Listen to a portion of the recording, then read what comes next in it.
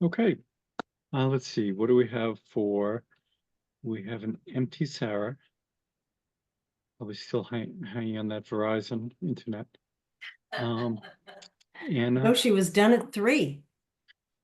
So we got Tim, Anna, Sarah, me. Eventually, and there she is.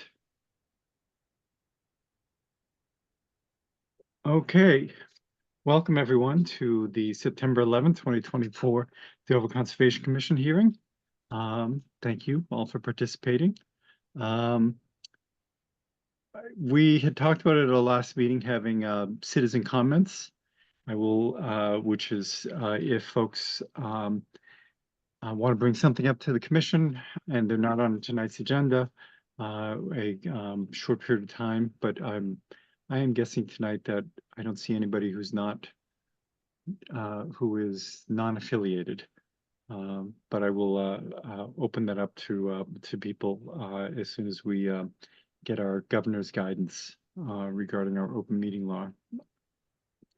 Lori, if you'd be so kind. Following guidance issued by the governor regarding the open meeting law, this public meeting will be held remotely. Individuals wishing to participate may do so by using Zoom video conferencing technology. To join the meeting by video conferencing using a computer or tablet, you may click on the link to join by telephone.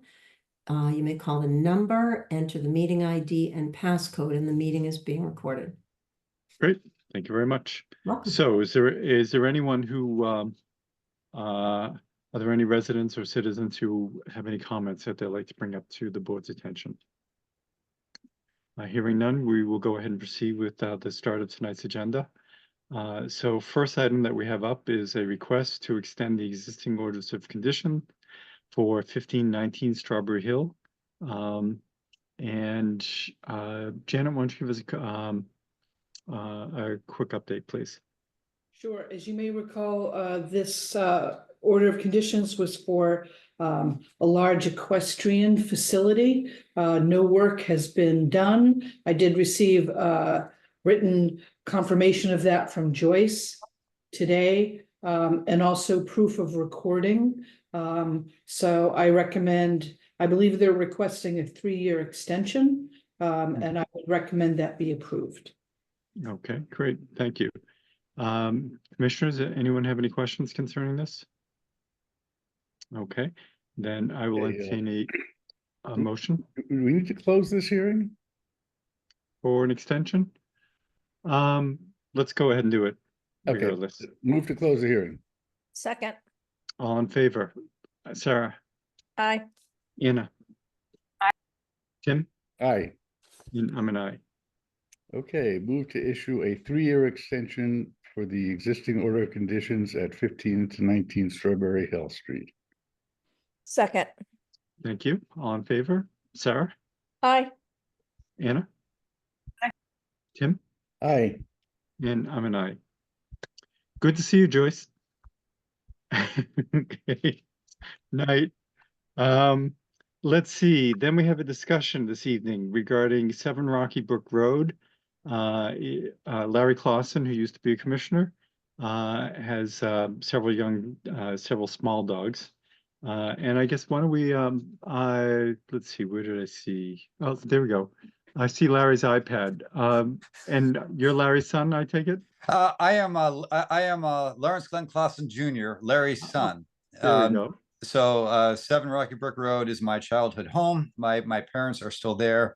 And I was trying to figure out how to make it say Larry Clausen and not Larry's iPad while you guys were speaking. And I'm nervous to hit the wrong thing and bounce out of the meeting or something like that. So I apologize for the name not being there. But yeah, so I am Lawrence Glenn Clausen Jr. I live in Tingsboro. But my parents, Lawrence Clausen, who actually I believe was on this board, and Dorothy Clausen, my mother, have asked me to handle, to figure out a way to install a fence in the backyard such that they can contain their dogs and not have them run off. So what they're looking to do is the house is approximately 60 feet long, and they're looking for a fence to come not more than 20 feet away from the back of the house. That would go up against the house. It would be a chain link fence, not a privacy fence. It's nowhere near any property line or anything like that. But there is a swamp in our backyard that starts about 30 feet off the, so there's about 30 feet of lawn, and then it goes to swamp from then. The lawn has never, when I was a kid, it was exactly the same lawn as it is now. There's been no change at all. The fence would go on the lawn, not in the swamp, and actually not near the swamp. It would be a minimum of 10 feet away from the swamp, because my father wants to be able to get on the other side of the fence and mow and take care of it, and that type of thing, and et cetera. So I was curious, actually, thank you very much for speaking to me today, because I was getting, I guess, somewhat confused on what the options were and what the process is to get that fence in. But it's, I guess, one option, actually, funny enough, mentioned from conservation people like here in Tingsboro, but also mentioned by someone here, was putting in a temporary fence. And as I understand it, if the fence is sledged into the ground, if poles are just hammered into the ground and no holes are dug and no concrete is poured, then it would then be considered a temporary fence. But please correct me if I'm wrong, if I've got it incorrectly. What my parents would like to do is install a permanent fence. That would be their preference, if allowed. But my father was very clear about, talk to this board and figure out how to do this correctly before anything happens at all. Mm-hmm. Okay. Thank you. Wait, what's the breed of the dogs? So these are rescues. So they're mixed breeds. The dogs are 30 to 40 pounds. There's two of the dogs have quite a bit of hound in them. One of the dogs is a mix of Chihuahua and Papillon. That's usually less than 30 pounds, but right. Well, that particular dog is small, and that dog came from other dogs my parents had, and the vet told them it would be physically impossible for these dogs to exist that did wind up existing. So the dogs are 35 pounds or less. I'm trying to give it to you on the heavier side. And how old are they? So the Papillon Chihuahua is, I think, is older, 16 or 17. One of the hound rescues, I believe, is probably 8 or 9. There's another rescue that they just got, where no one's sure exactly how old the dog was. It was represented as being 7 or 8 years old, but the vet estimates its age closer to 3 or 4 years old. And these are, like I said, they're being rescued. So okay. So the reason I asked that was this likelihood of being able to jump a 4-foot fence.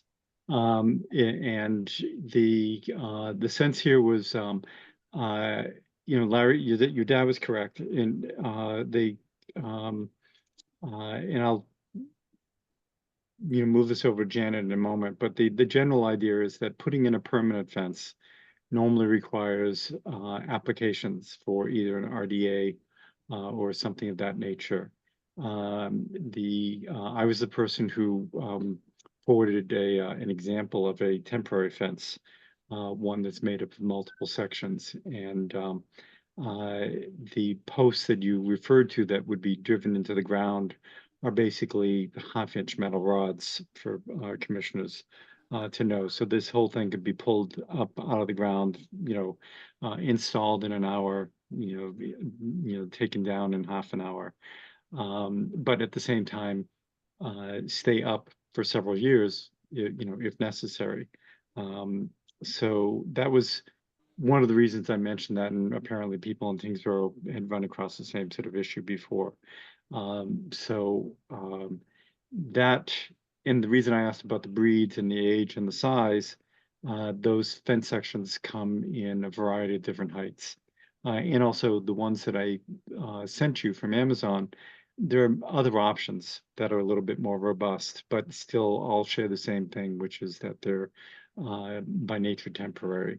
Janet, does that so that concept of coming in with a 10-foot deep, 60-foot long, permanent, 2.5-inch post embedded in concrete chain link fence within 10 feet of a wetland line, but on existing lawn. What's your initial take on that?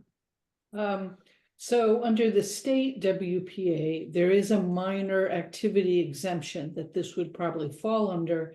However, under our bylaw and regs, there is no such thing. And I would say because of the proximity to the wetlands, that an RDA would be appropriate. And then within our structure setbacks, there is an exemption for fencing. Because it is going to be permanent, I'd suggest an RDA, and that they request an exemption to be within the 50-foot no disturb under the regulations. And is the can an RDA be reviewed? Just, I mean, the forms, there are minimal forms for that. Can they do it on a scale drawing that they come up with, or a hand, drawn? Yeah, I think I did see Yeah. something submitted, and that seemed sufficient. Okay. And Larry, is there any, I'm not sure if putting posts like that in concrete is necessary, given, the type of soil and so forth. If you just drive it down 2 feet into the ground, it should be more than adequate, especially given that it's not a solid base, so it's just going in as a hollow tube. Is that a possibility?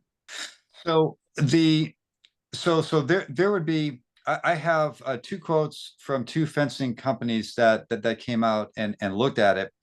And I got the quotes before getting information from you. So I went back to them and I asked them, would you be willing to install a temporary fence, or would you be willing to install the fence differently and drive the posts in? And they both said no, because they're concerned about warranty and quality of fence and et cetera. So they're like, we have a way of putting in a fence, and we won't negotiate what that is.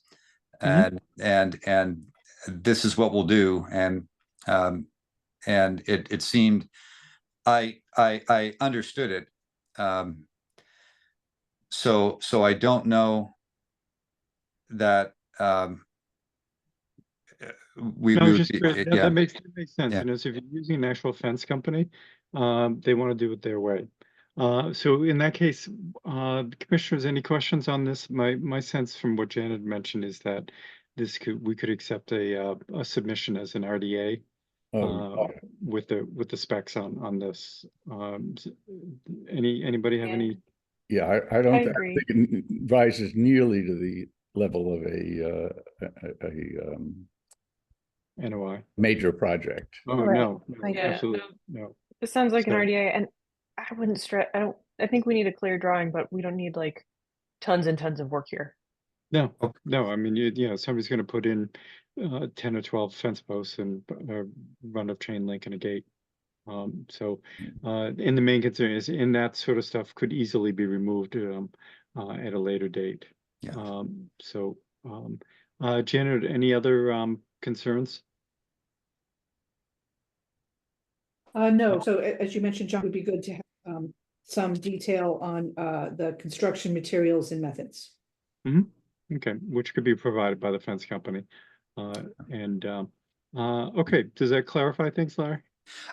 Yes, it does. Very much so. Thank you so much for doing this in your time. Like, that's perfect. Mhm. I will put together an RDA. I will get information from the fencing company on exactly how this is going in. Mhm. And and I will work with Lori to set up a time to come back with the appropriate stuff and appear in front of you again and be happy to do it. Great, we'll see you then. Great, thank you Awesome. very much. Thank you. All right. Thanks. Okay, Thanks for have a coming good in. night. Thank you very much. Okay. Okay, next we have a discussion regarding, notice of intent continuance for Lot 5 Pagan Lane, the driveway. Janet, why don't you fill us in?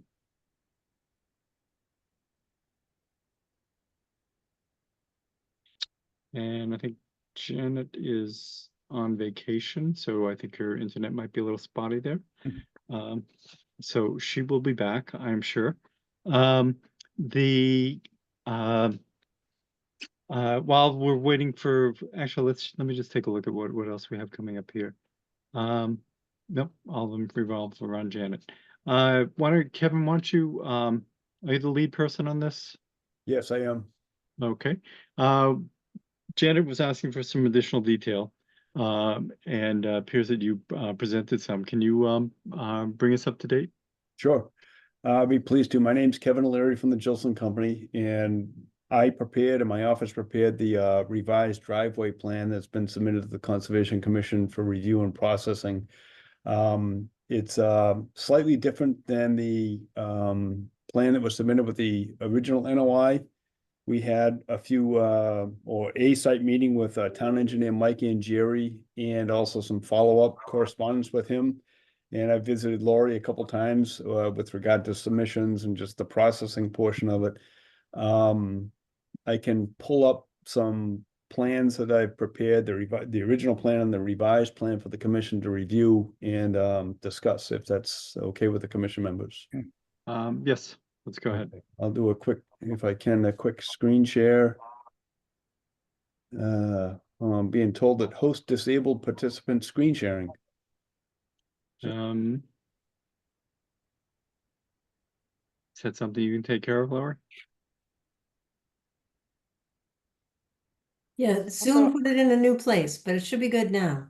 Sorry. That's Just okay. a quick thing. I just got a text from Janet who said she's trying to call in, so keep an eye out for her. Okay, thanks.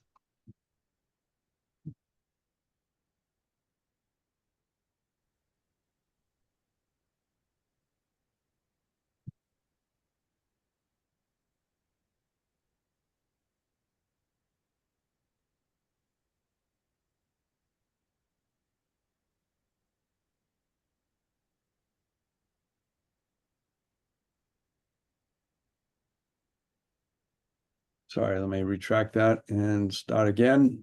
And it looks like Janet might be looking to come in. Let me admit her.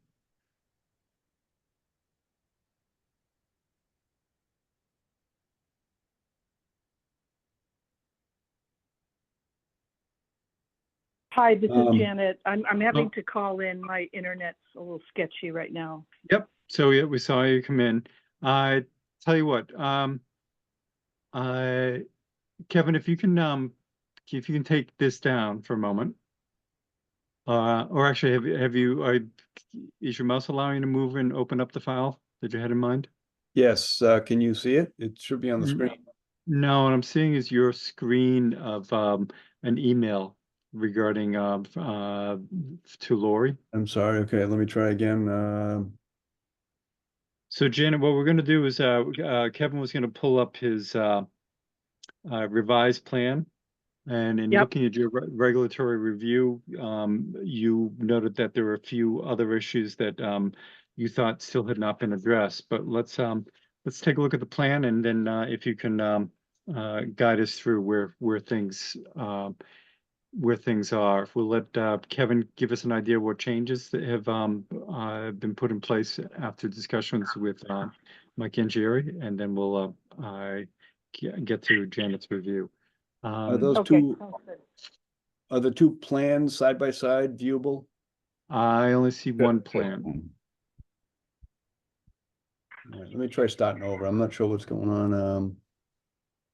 I just hit the normal share screen, and then I get the message that screen sharing has been stopped as the shared window is closed. All right, let me just try to click through this. Mhm. Try again. Technology. Yeah. I'm not seeing the usual screen share window.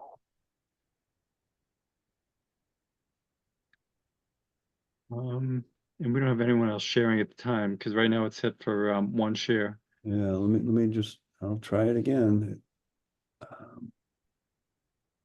It's not giving me the usual window that I'm used to seeing. All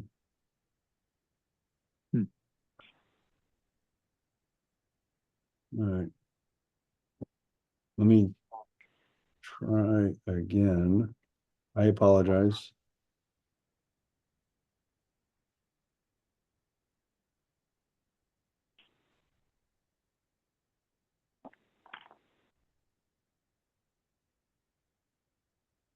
Commission, see that? Okay, so what we see is, we see one page. Is it drive on in the title box, lower right-hand corner, driveway overlay, NRED sketch, NRED plan? Let me see, I'd have to Yes. go. Good. Oh, That's what it you're on says. full Yep. size, Okay, you're on full size screen, Sarah?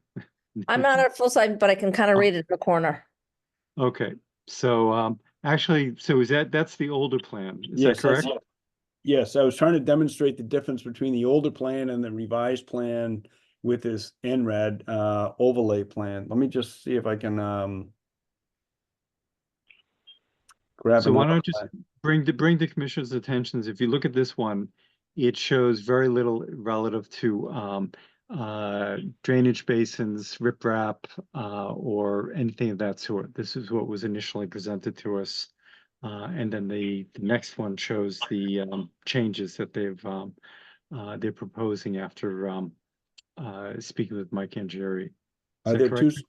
I'm sorry. No, are right there- now, we still have just your original plan up. So what I'm Yeah. thinking, the reason I went over that verbally was that we may be limited to, you may just have to bring up the second plan. So I'm asking everyone to photographically memorize this one. And then, and then we'll, why don't you pull up the second plan and you can show us. The Since second there was plan, very little, yeah, since there's very little shown on the first plan, the second one, should do for telling us what the changes are. I have the second one on my screen. Can you not see it on yours? No, you haven't taken the first one off on ours, so maybe if you, They click should be yours. side by side. Yeah, for some No, reason that's not not. working. All right, let That's me not working just, tonight. I'll cancel that one. I'll just work on the first one for now. This is the NRED plan with the proposed driveway overlaid on it. Can everybody see my cursor down here at the bottom, Yes, Yes. circling the driveway, proposed driveway entrance? We're muted. When we went with Mike Angieri on site around the middle of July, he suggested that the driveway be moved a little bit to the east, which would be closer to the intersection of Pagan, Main Street, Springdale, and Farm Street, if I got the street name right. So we did that with the revised plan that's been resubmitted to the commission. And his driveway moved about less than 10 feet to the east down here because he suggested that we make a better turning movement into the property for emergency vehicles. We Mhm. were able to keep or maintain the existing drainage basin in this area of the plan without modifying significant contours or any contours, and we still drain in an easterly direction to this corner of the property. I have the other site plans ready to go up, but I'm a little confused why the first plan didn't show up because I had it all processed to go and I'll attempt to get the other ones up, but the recharge basin on this location didn't change. There's a second recharge basin that was proposed up in this area of the property. I had to blend the driveway or the revised driveway alignment in with the one that was submitted with the NOI up in this area. The driveway length is generally the same, impervious area the same, and the length of the driveway is the same, or, you know, plus or minus a few feet. So we were draining the driveway all the way down to a double grade, or we changed it from a single grade to a double grade catch basin in this area to get into the recharge basin for the 100-year storm event. And we had previously proposed a retaining wall along the western edge of the driveway with an interceptor trench along that same edge because there was a lot of water moving through the soil from the wetland area. We removed the retaining wall and put an interceptor trench in. We got rid of the drainage catch basins that Mike and Jerry did not want in the Pagan Lane right of way. And we've drained it all to this corner of the property. One other thing that Mike had suggested and we provided was there's a 25 by 50 drainage easement on number 1 Pagan Lane in this general area in case we have to increase the area of infiltration for the runoff the disposition. Those in general are the changes to the plan that have been made, and I'd be happy to try to pull up other plans, but I don't want to waste any of the commission's time. Well, I think you should try. I think maybe it could just be you were set up for having side-by-side viewing. I think it just, I don't know if the scale you were using on your screen was different, but let's stick to the single plan at a time. So why don't you take this one down and bring up the second one? All right, well, just like the rocket in space, it worked perfectly on the design table.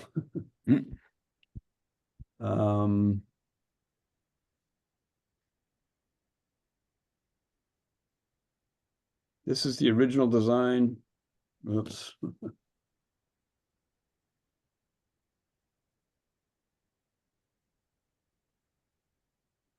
Can people see that? Nothing. No, I apologize. I don't know what's going on with this. Lori, do you need to sort of take away and then give back again permission? I don't know if that's I can try that. Yeah. It's still the same way. It says I either check share screen for participants or I don't. It was just in a different place for me, but let's try it again. So I hit it again. And so now you've given them permission again? Yes. Okay, let's give it a try, Kevin. What do the commission members see on this screen? Nothing. All the other commission members. Yeah. I'm opening. I did this like 10 times today before the meeting, and And it's opening on your computer? Yes, yeah. Let me try one more way.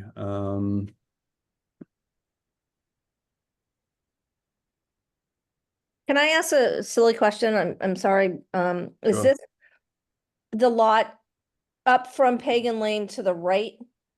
Correct. Okay, So it's Yes, just up- be that the house that's at on the corner of Pagan right. Lane and Main So it's Street. the one that's in the Behind- back. yeah. It's behind that. Okay, I Yeah. just, Well, as you go up the hill from the intersection, 1 Pagan Lane is on your right. The house is kind of close to the street, and you go up, and then it's an open field on your right with a fence up against the right of way line. yep, So, Right. Thank you. yep. So I'm gonna try moving a plan over to the view area of Zoom. Is that visible? No, it's interesting. So you when you first tried, you came up with your email, which was a screenshot. And then the second one came up with when you were trying to show both at the same time, but only the first one showed up. Have you closed the first file on your machine? I'm I'm gonna try that right now and hopefully I'll be able to get it back, but I think I'm gonna have the same result because it's, Because all we want to see is just the revised plan. And maybe just get that out of memory on your computer, shut it down entirely.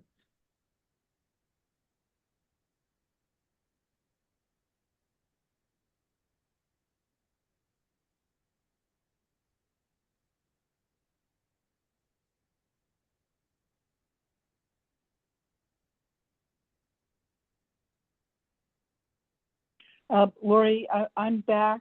My internet's back. If you could let me in.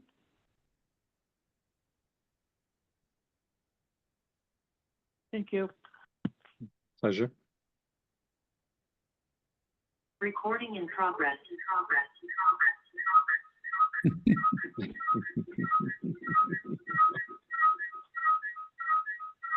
Okay, so what we see here is your file. Okay, you're gonna go ahead and open that up. Commission see anything? So what we see is your file manager. So it shows you revision D, the NRAD overlay plan. And if you have you already opened that up? Yes, I did. Okay, so that did not open. We see your file manager, but we don't see the actual plan itself.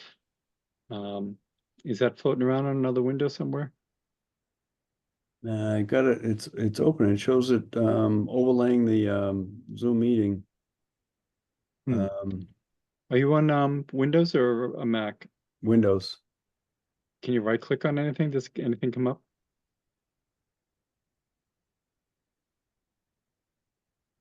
No, I just closed it. You know, I'm gonna stop sharing and then try again. Mm-hmm.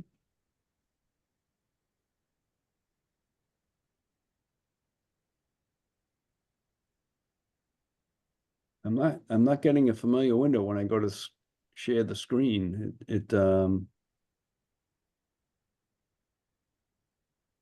Okay, but again, Uh, we got a bigger version.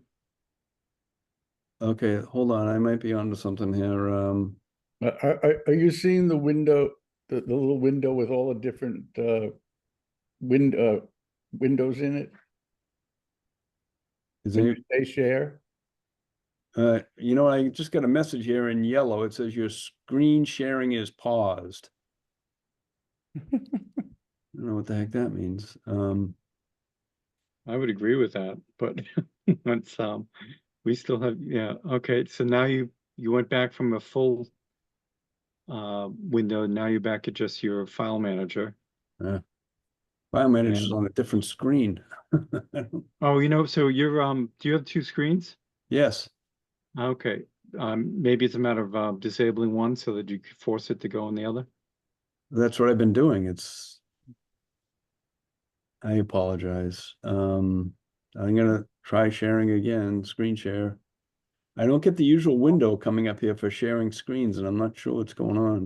Okay, so now we just have your Zoom that can, your main Zoom screen, Yeah, and then now we have your file manager. that's on a different screen. Okay. Can you drag what's on your one screen over to the other screen? That's what I've been doing, but it doesn't Oh, it's show not up. working. Okay. Can you make it so that you only have one screen open, which is the file, the plan? So just, shut everything else down and just have that. I apologize. I'm gonna just try this share screen again and see what happens. Mm-hmm.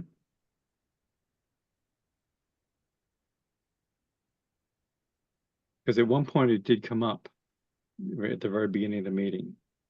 You pulled the second one up rather than the first one. And nope. No, that's something different. I apologize. If the shut commission down- if the commission wants to move on, I can try this and then come back or just stay on the meeting. Yeah, I think, well, one of the things so I noticed that there have been changes from when you first had that up for a short period of time.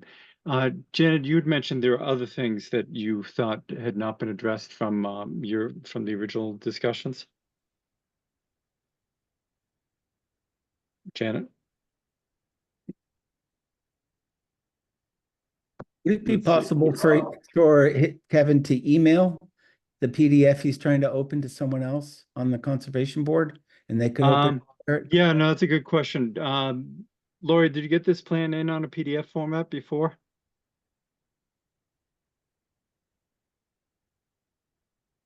I'm not sure. I'm not Okay. sure if I know I have I know I got the original in, When, Kevin, when did you? I did send it. It's just a matter of juggling. I don't want to waste commission's time. Yeah, I think, well, tell you what, if you want to stay on for a bit, I think we should move on to other folks and then Yeah. we can come back to you. Okay. But before we do that, I'd like to have Janet, is Janet back? Yeah, there's Janet back on. Can you fill us in on, things that you, prior to tonight's meeting that you were still waiting?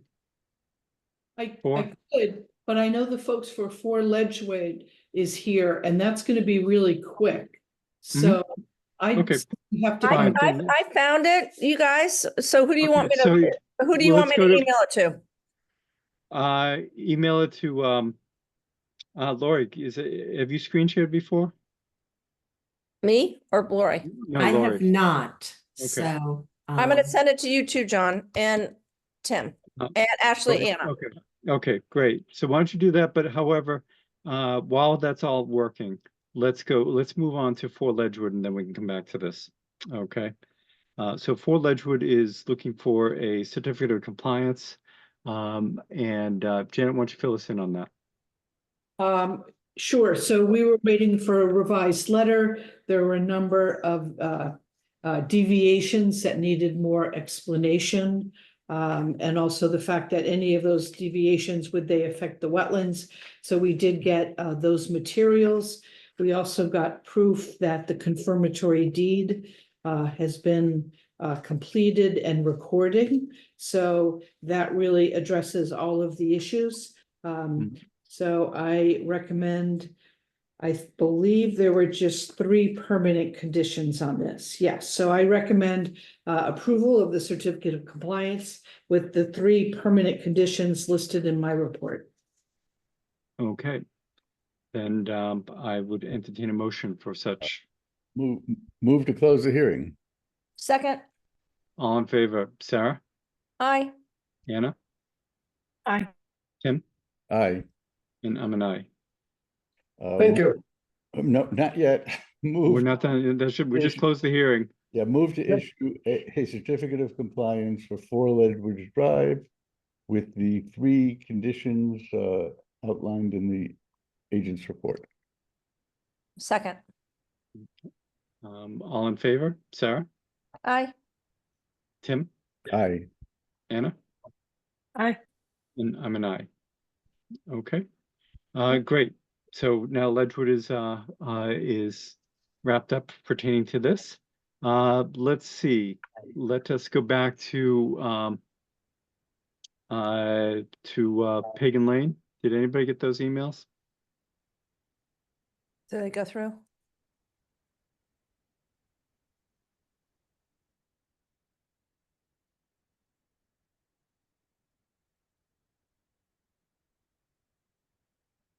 I haven't seen it yet, but let me try. That's weird. I just sent it. Are you forwarding Lori's email from Monday, September 9th at 12:44? Hold on. Let me see what I did. I got it. Okay, Yeah, no, it was back on, all right, Tim's got it. What do you It's the- see? we see the letter of transmittal when you scroll down, see if we have anything else to it. Well, there's 2 attached. Oh, right, yeah, so it's a second attachment. There's You 2 want to see the other attachments. one? Okay, let me, There's there's the narrative table and then there's the ANRAD. Yeah. I don't know if that, stop share. Oh, yeah. Stop share. And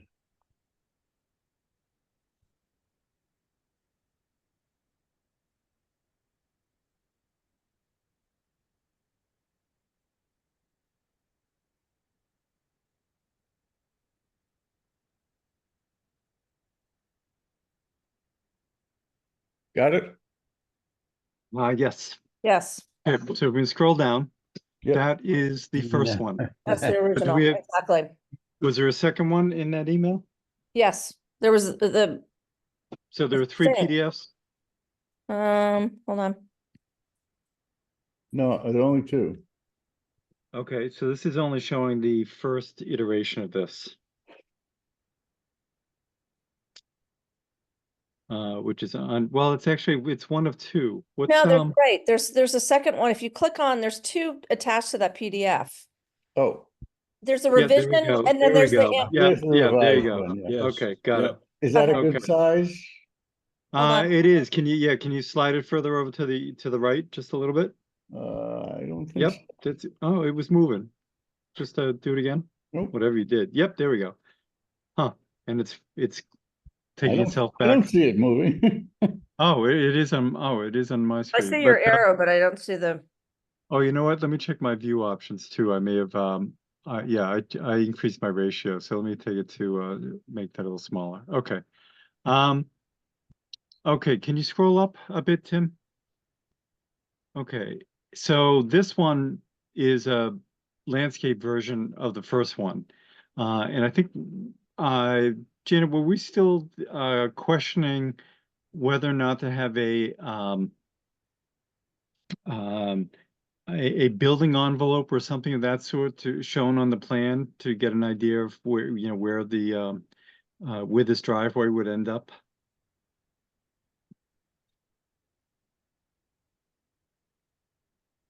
Janet?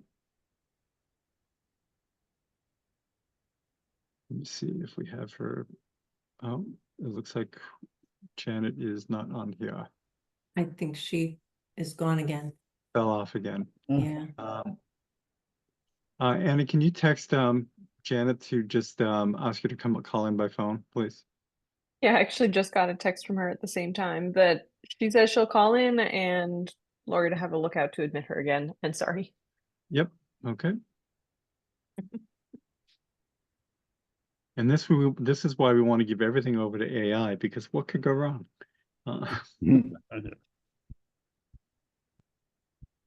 Mr. Chairman, I could explain a little bit. Janet did have a Okay. comment. Sorry. Yep, go ahead.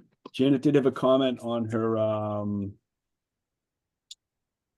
Her report. yeah, on her report. It was the first comment about, basically, where's the driveway going? What's the applicant doing? And there's no building proposed on this project. It's a 4.7 acre site. The purpose for the driveway is to get the commission to approve the location. It's not intended for construction unless the permit starts to expire. If we get a permit and it starts to expire and they have to exercise their right to preserve the permit, then it would go into construction. But it's the location of the driveway and the parameters with respect to stormwater that the applicant wants approved by the commission so that he can convey house number 1, or known as number 1 Pagan Lane, which is delineated off-site to the right. There's a lot, I don't know if you can see my cursor, I don't think you can, but there's a lot.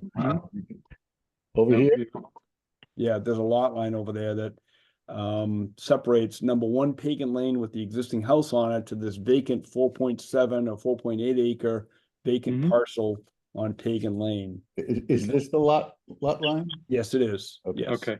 Yeah. Great. So so I guess, and I think that had been mentioned before, and as you saw earlier, you may not need to start construction. You can always apply for an extension. After 3 years, you mentioned the feeling forced to construct something, Right. to preserve something. Okay, why don't we, Janet, what other questions did you have? Did you have a chance to review this plan before tonight? I did. Okay. And actually, in my report, I highlighted in red what they had submitted that was sufficient and what still needed to be admitted, but let's go through those now for clarity.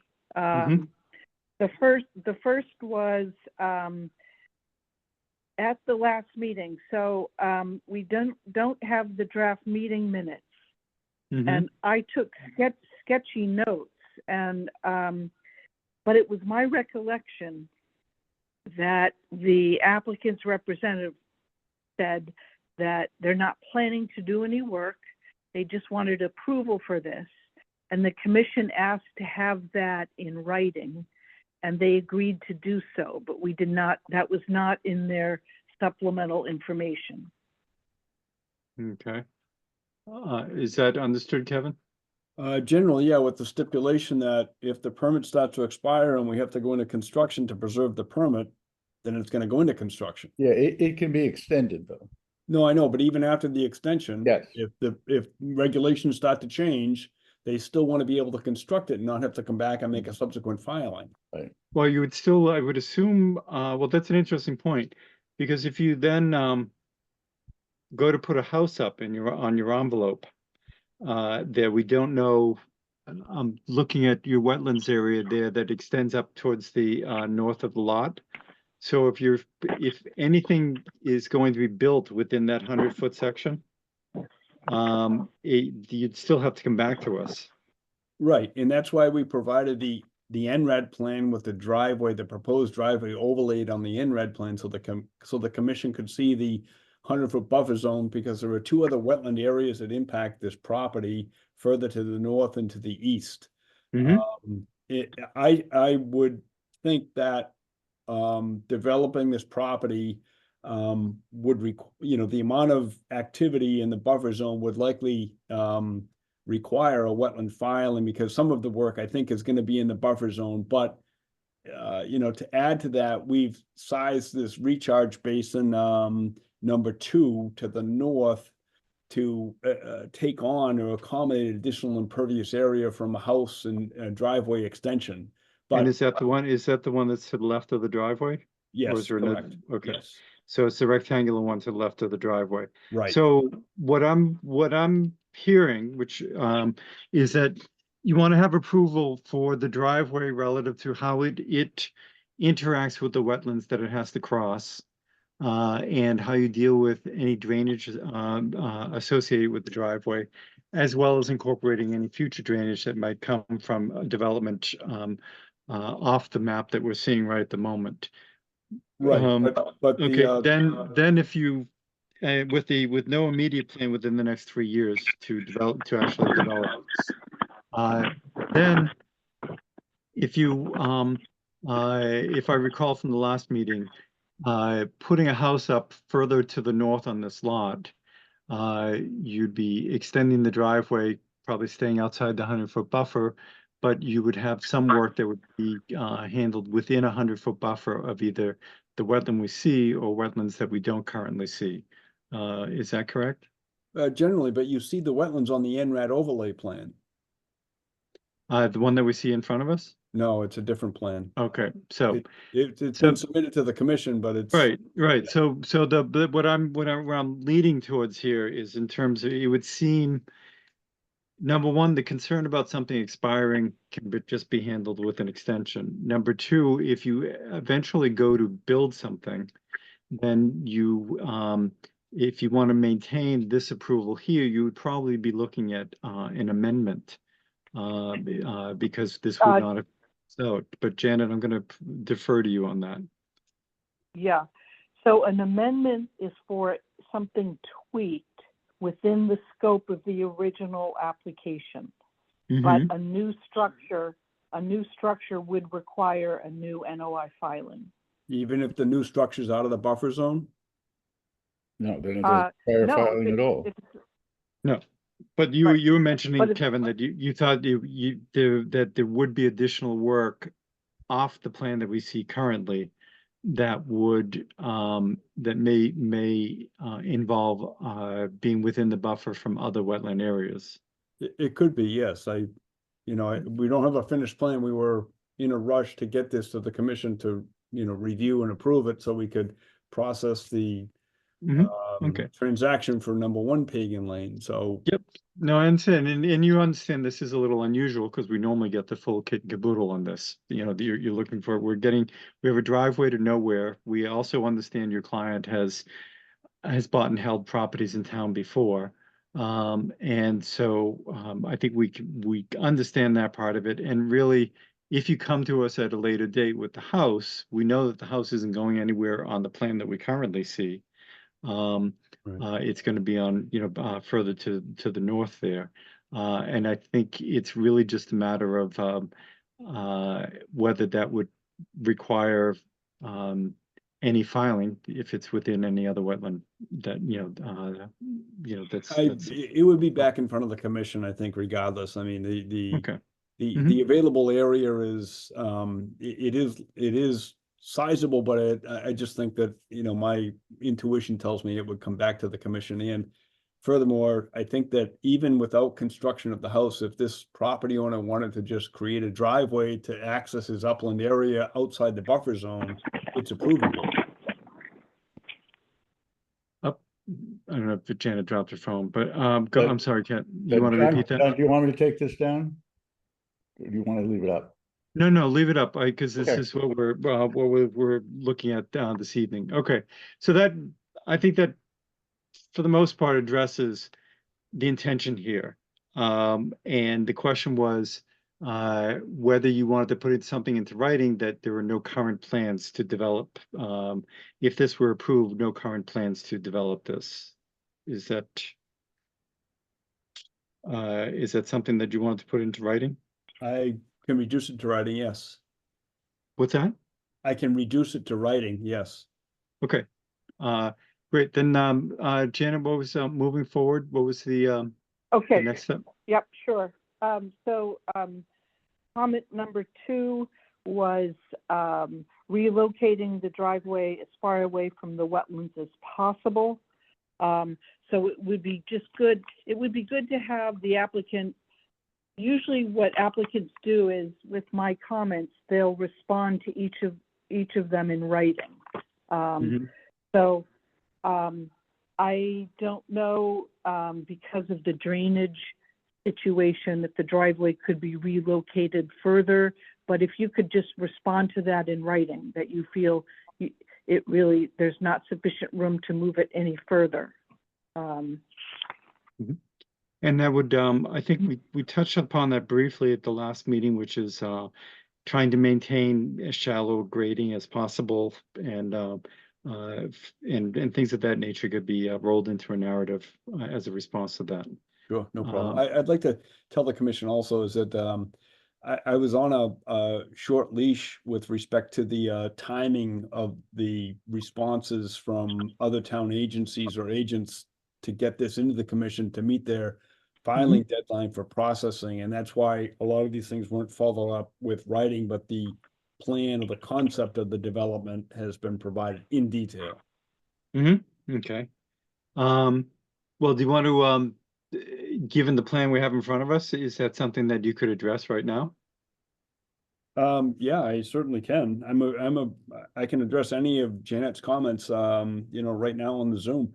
The topography, generally the topography and soil conditions of this property, have the driveway placed in a location that is most suitable to meet other requirements of the town, namely DPW with the driveway slope requirements. As the commission can see, I'm creating mostly a switchback with this driveway to get up slope. The difference in elevation, I'd have to read the contours, but it's probably 30 or 40 feet in 200 or 300 feet. And meeting with Mike Angieri, he wanted to see the driveway moved a little bit to accommodate entrance for emergency vehicles, which actually pulled it away from the wetland slightly, 4 or 5 or 6 feet. And I was able to reduce or eliminate the retaining wall that was previously proposed along the westerly edge of the driveway for the first 70 or 80 feet. So the recharge basin for stormwater purposes stayed the same size, same location. But I also eliminated some drainage that was proposed in the Pagan Lane right-of-way that consisted of piping and catch basins and conveyancing systems, and incorporated them into a level spreader maintained on the property in the lower right-hand corner. You can see them on this plan just barely with the line type, the heavy black line and then gray kind of blotchy figures in there. That's meant to be the graphical representation of a level spread of the heavy black and then the infiltration or trap rock area. Yes, right in there, whoever's circling that, thank you. To infiltrate water from the interceptor trench on the west side of the driveway. Mike Angieri also asked if we could provide this drainage area easement 25 by 50 on number 1 Pagan Lane. Again, showed on the plan near the right front corner of lot 5 Pagan Lane. And that's what we've done with this plan. So the structural stormwater or the recharge basin stays in the same location. We've added a level spreader, more infiltration on the downhill side. The topography is relatively steep where the recharge basin and the trap rock basin is proposed, and that's why the driveway tries to follow the existing gravel driveway up and around to the right, then around to the left, climbing up slope. I can't remember off the top of my head. I think we held it at 10 or 12% slope going up there for 300 and 340 feet. So those are the constraints of the driveway. All the way to the west, the commission can see the wetland area that makes the rest of the lot, I don't want to say inaccessible, but, wetland, more problematic. Yeah, more, I don't want to say that, but thank you. More permit work or more invasive procedures. So we took the upland area, tried to make it work. And I'd like to tell the commission also that the driveway as proposed is on the down gradient side of the wetland. It's downhill, it's not uphill. So anything that falls in that driveway isn't going into the wetland, it's going into the recharge basin and then into the trap rock area to the right front corner of the lot. So it's away from the wetland. We didn't get into the cross culvert at all. It's a 12-inch corrugated metal pipe. My cursor is on it. I don't think you guys can see it, but my cursor is on it, and that 12-inch corrugated pipe, it's very high in the street. It's only got 12 or 18 inches of cover. We added topographical information on the opposite side of the street to demonstrate where the stream flow or the culvert discharge continues southerly onto number 1 Farm Street. Mike asked for this. Mike Angieri wanted to know if the culvert was an option to connect any of the drainage, and we canceled it out because it was too high. It's higher than the proposed driveway elevation. So that's so is how that the blue line that we see over to the west of the driveway? It's one of the blue lines, yes, and it's labeled 12-inch CMP corrugated metal arch pipe. Well, corrugated metal pipe. Sorry. And that's going under the road and then turns into a stream on the south side. Yes, and I'd like to add to this also is that the inlet portion of that corrugated metal pipe, it only has approximately a foot of cover, and it's a 12-inch diameter pipe. So the invert or the bottom of the pipe is down approximately 2 feet from grade where it goes under the road. That pipe has evidence of surcharge from the wetland area, and this is part of the problem or issue with this property is when we get a heavy rainfall and the watershed drains down to this pipe, the sticks and leaves and twigs, everything that serves to block the inlet and reduce the capacity of it, it forces it to overflow. It comes down the side of the street and we get washout, we get erosion. And we're not proposing any improvements to it with the wetland filing, but it would, I'm not quite sure how to say this, it would be intuitive to do some handwork up there to build up the head wall, which is a fieldstone head wall along that culvert, that 12-inch culvert, to force the water into the pipe and maybe swallow some of the debris that's getting down there, because that's what's happening in this area. And that's why you have a 12-inch pipe under the proposed driveway, not 12-inch pipe, I'm sorry, 8-inch pipe under the driveway in the event that that culvert can't take the flow from the wetland or the watershed area that drains to that wetland. So it's kind of I don't want to say, but it's kind of like a calamity of errors, or just, I don't know what you want to say. Well, let me try to reword a little bit. Construction. It's a potential mitigation of something that happens occasionally. So that Right. if water was directed towards the 8-inch culvert under the driveway, it would end up coming down into the drainage area that's on the right side of the lot. Is that correct? Generally, but if the 8-inch pipe under the driveway is directed back out onto the street. You know, we don't want it to get into the Yep, 3. no, I see that, I see that. It just moves Yeah. it out a little bit, and then it has a little, looks like it has a little riprap It's- you know, area that it would come out on. Right, it's just to try to preserve the curb opening of the driveway so it doesn't wash out. Yep, mm-hmm. So, but um, it's a maintenance issue. Okay, and then the town didn't want you to move into the easement, and that's understandable, so you came pretty close to it there. Then you have a catch basin in the blue line above that. Double that grade does- catch basin. Yeah, okay, so one catch basin goes directly towards the level spreader, and it looks like another catch basin goes into your retention area. Is that correct? Well, there's only one catch basin. One's a drain manhole. One's a catch basin in the driveway. The other's a drain manhole off the driveway. The Okay, the recharge basin has also been modified to act and function more as a rain garden with an under drain pipe, 1.5-inch diameter under drain pipe, which drains to the level spreader at a much slower rate of infiltration Mhm. after the water comes into the recharge basin. okay. Okay, then so I think that's what you're basically saying is that given the grading that's here, where the wetland is located, your interaction with Mike and Jerry, you have moved things a little further away from the wetland Correct. on the west side. Yes. And you really don't have any other place to put this as you try to deal with the grading that you have and still stay under what's required for highway department driveway grades. Is Right. that correct? Correct. Okay. Okay, then next thing is the no disturb setback. Janet, what was your concern about that? We have not, they have not submitted the waiver request for work Okay. within the 50-foot. Okay. They are, the closest point is 11 feet from the wetland. Mhm. So, you know, they need to submit a formal waiver request and the fee. And just to clarify, my notes, this was opened back at our June 12th meeting. And I Mhm. sent my recommendation notes, which haven't changed, back on June 11th. So that was Okay. 2 months ago. They were sent Mhm. to the applicant.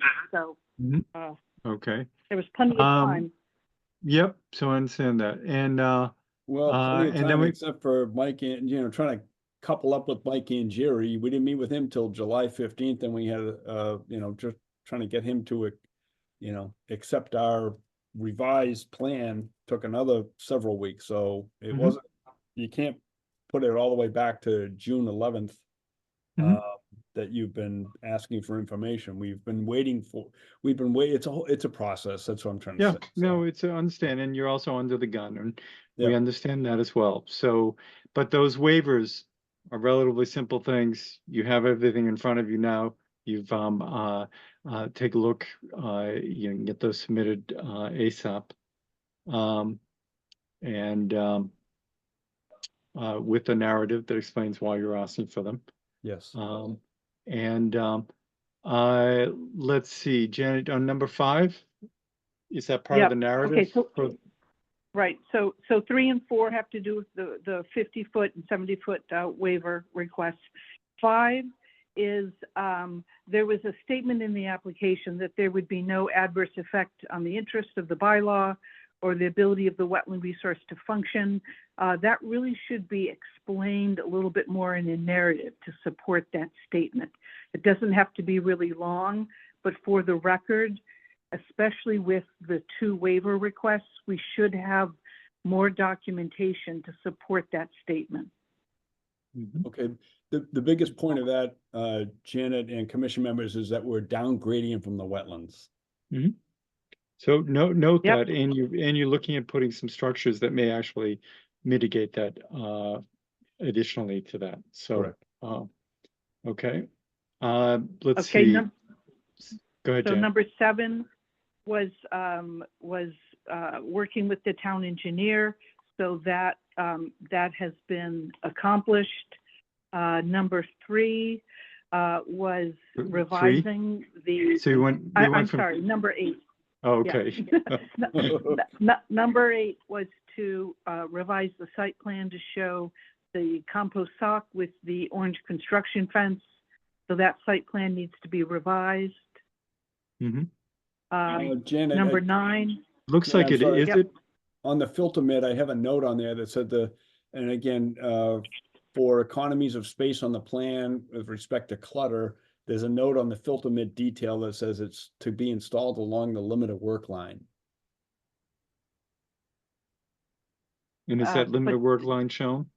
Yes, And that's the line dash. yeah, it's orange in Yeah, color. yeah, orange there. Uh-huh. Yep. And your detail is to the right of the plan? Yes. Okay, so is there any place Oh, you'd note? That's not on my plan. The plan dated 8/28/24. The erosion control detail does Mhm. not show the orange construction fence. No, it's a different plan, Janice. That shows the relocated driveway, and I apologize. I'll clean the plan up, but I'm not sure. It should note number 5 here. I can't increase it in scale, but Well, I think, intent is to go along the limit of work line.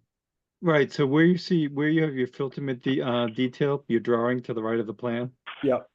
if you can, add the construction fencing in, Yes. to the location, of that, the upland location there.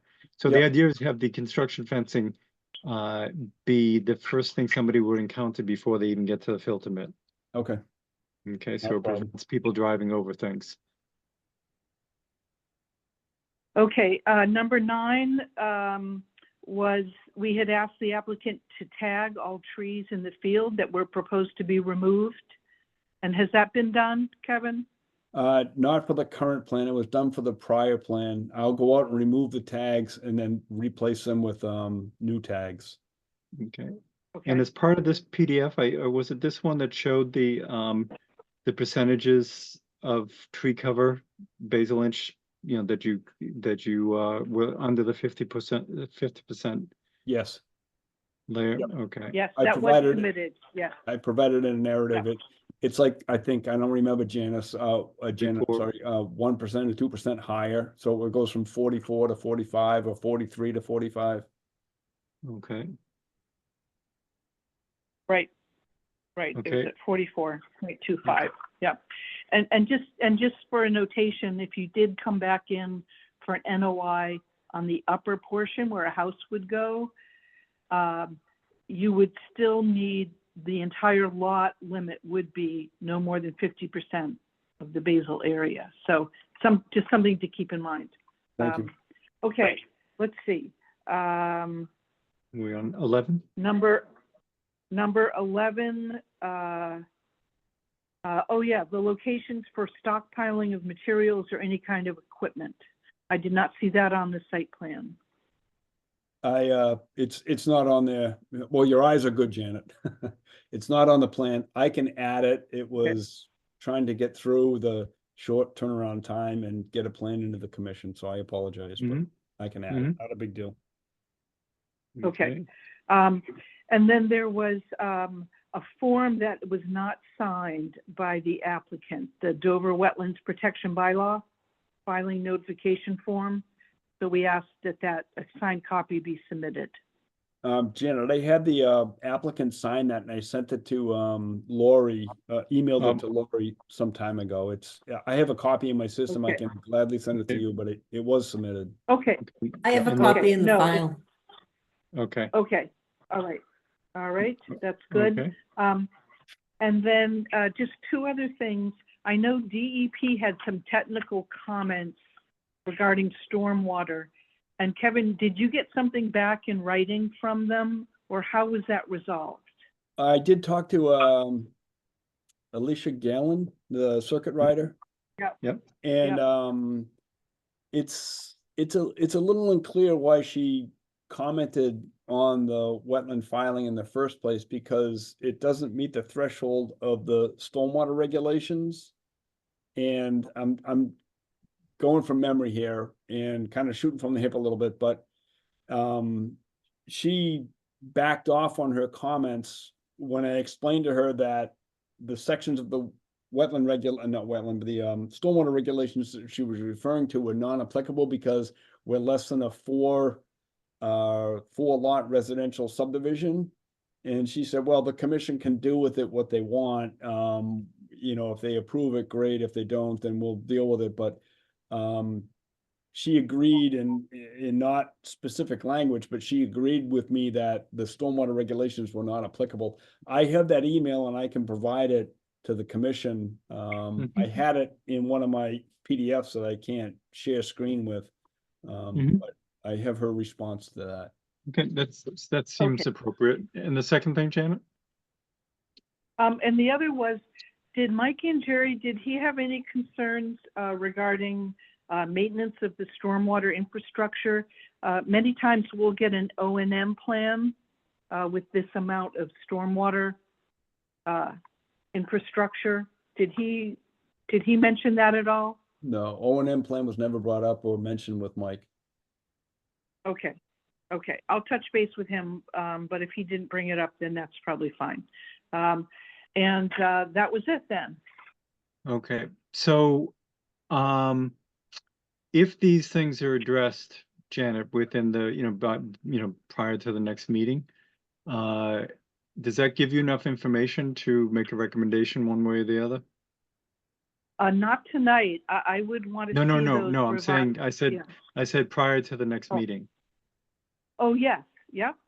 Yep. Okay. If all of that can be submitted in writing by next week. Yeah. And that seems like as we went over them one by one, Kevin, each one by its own doesn't seem to be that time consuming. And some of them you've already, are well on your way there. Right. Is that something that you feel that you could get done by a week from now? Yes, it would be a surge, but I can do it. Okay. And then that would be able to have you on the following week's agenda? Which is the 25th of September? Correct. Yep, I'm all set. I'll put my shoulder into it. Okay. And yeah, so I mean, it's clear there's been a lot of work, a lot of thought, a lot of interaction on this. And let's just finish it up. Okay. Thank you. Okay. And Tim, very nice job, Tim, on reading Kevin's mind. Lori has something, John. Yeah, go ahead, Sarah. No, Lori's hands up. Oh, Thanks, Sarah. I just wanted to say that one waiver fee was submitted. So just want to throw that in there because Janet had mentioned waiver fees. Did it specify which waiver it was for? I couldn't find, I think it was just for the 70 and 50. There was a paragraph in the narrative. So that's all I could find in what I have here. Okay. Why don't Janet and Kevin, why don't you communicate over that? Yeah, also Okay. Lori. Thank you. Okay.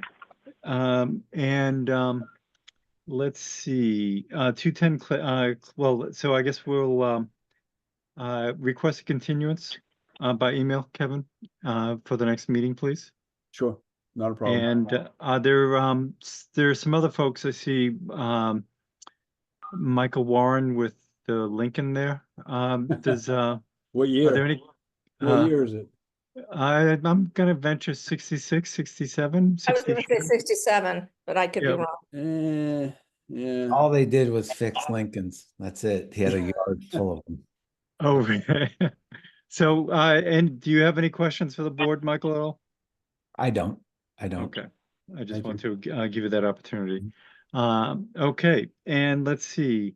Then we'll submit that for the continuance and we'll move on for the rest of tonight's agenda. Okay. Thanks, everyone. Let's see. What I see is Ann Reitmayer. I'm not sure if Ann is here for something in particular or any questions. I'm the chair of the Dover Historical Commission, who's very interested in the. Okay, that's right. Yes, yeah. So, and I don't have any questions. I've followed it along. Okay, So, good. No, I just want to. Thank you very much for asking them. Oh, you're welcome. I just wanted to, I didn't want to leave anybody hanging as we went into general, And Ann's one of my conservation neighbors, discussion. so. Oh, well, there you go. This must be good. Thank you. Okay, you're welcome. Have a good evening. Thank you. Oh, okay, so we've covered our agenda for hearings and the like. Let's What move about on 210 Claybrook? 210 is they requested a continuance. Oh, I'm sorry, I didn't know that. Okay, sorry. It was just today, I think it was. And then moving on to discussion. And look at that. No, we're still late. Oh well. I thought I was off by 15 Good. minutes. I'm like, We had some technology yeah, issues. we did. But anyway, so Anna, I assume this would be your update. Yes, I'm gonna do it slightly out of order. Did everyone see the Bog Bridge draft? Did anyone want to make suggestions or changes? Greg from Land Management had some advice, but I'm not sure if I saw any comments from us. Was it a drawing of the Bog Bridge? I'm not sure. I emailed out a write-up for the newsletter. Let's see. Oh, I did see that. Yeah, no, that looked good. Mm-hmm. Okay. Sounds Yeah. good. I'm gonna apply Greg's changes and send it off to Chris. Mhm. Okay, so the rest of it. Sarah and I went to Springdale Field this afternoon. It was great. Or Springdale Meadow. I did the name wrong again. It was great. We saw how Mark and Henry have been mowing. Talked about whether it would make sense to do more mowing or less mowing or whatever. Maybe we could think about doing paths. They saw a fair number of bicyclists, dog walkers, as they were doing the mowing. So it seems like it's getting use, which we Mhm. love. Mhm. But it looked great. Oh my goodness, they did a fantastic job. They just did the whole thing, pointed out the vernal pool, sort of got right around that. There was an old planting installation that's grown up amazingly along the border of the field. So it was really good. Did anything you want to add, Sarah? Well, the only thing that Mark said showed Anna and I is that the field is really filled with spurge. Oh, right. Which is a very invasive, because I asked him, I said, did you guys hay this field? Before we walked in, I said, did you hay? And he said, no, we did, a mowing and brush hog to get everything down and lay it down. He said, unfortunately, this is not anything that we could hay because the animals are very allergic to this weed. Spurge. Yeah, spurge. So he showed it to us. Mhm. So that's just an interesting thing that we have to deal with. Mhm. When we walked around to the kind of around the ditch and around to the other side to where all those big, huge spruce trees are that Jimmy Snyder put up, Mhm. Mark came up with a really interesting idea, which was, he said, because I noticed, I don't know if you guys know, but I don't know what that street is right next to that, but when they were taking that house down, they had the Dover Fire Department was there with like 5 trucks, and they were, doing an experimental if the fire was on the roof, and we saw it all happening, and they tore it was right before the house got torn down. So they used, Dover Fire to experiment on that house. Mhm. So Mark said, I would be interested. He said, I'm really into burning fields. And he said, maybe you could offer Dover Fire to come and burn this section and see how much grass comes back. And would that kill some of the spurge?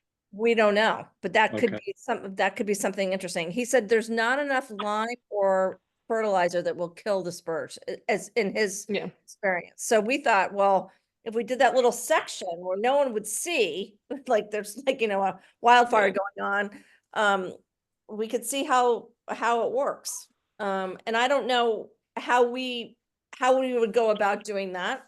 Or if we are even interested in doing that, but it just was an interesting thought. And I thought he was kind of thinking outside the box a little bit. Yeah, Well, I should have mentioned it was a great idea, and I'd love to see it.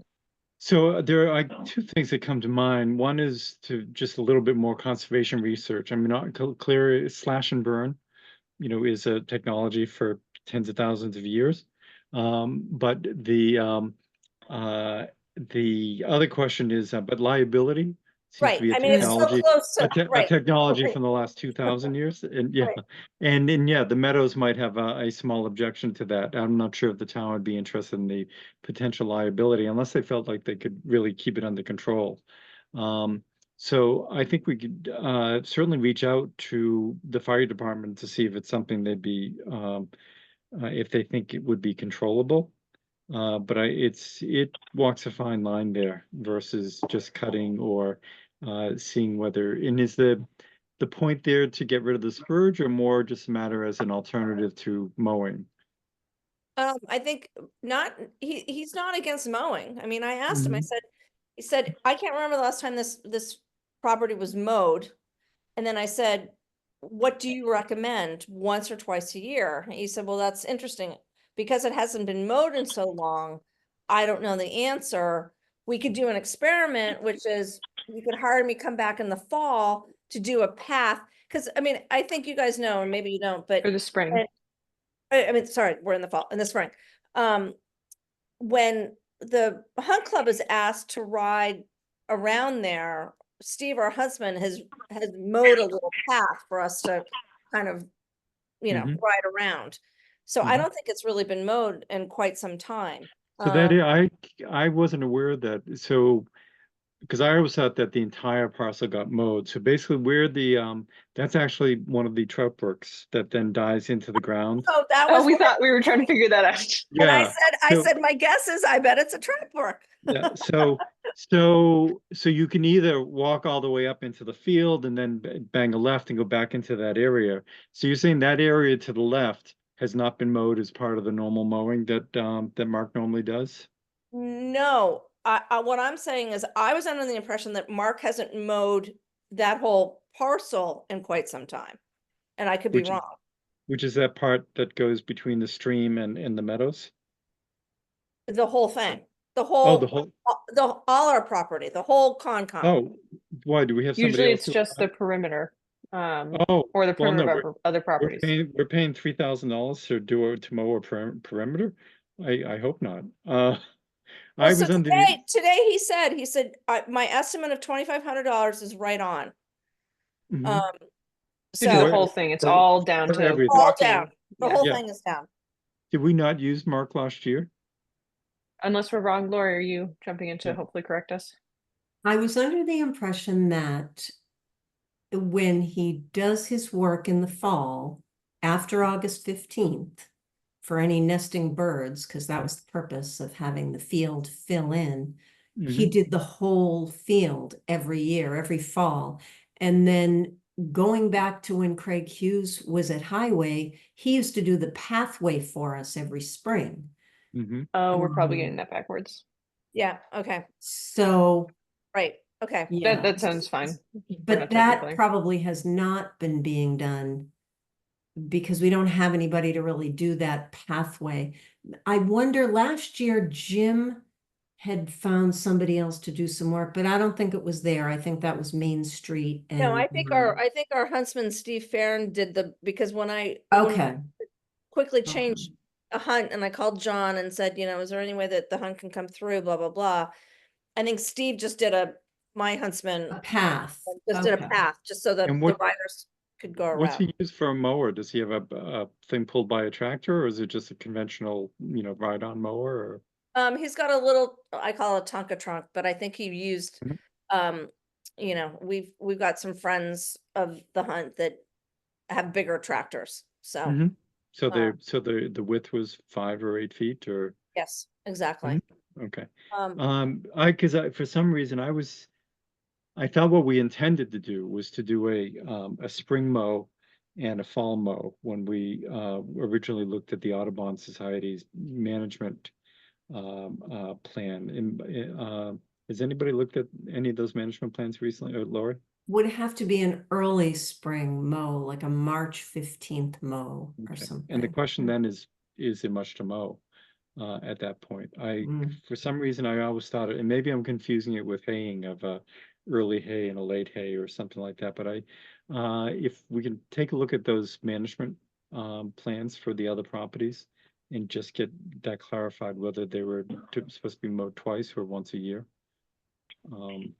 And, Yeah, once a year should be sufficient, really. Once a year should be sufficient. Mm-hmm. Um, Well, I think part of it was when we originally came up with those plans, there was the potential of if things were hayable, and we're finding the spurge making things not hayable.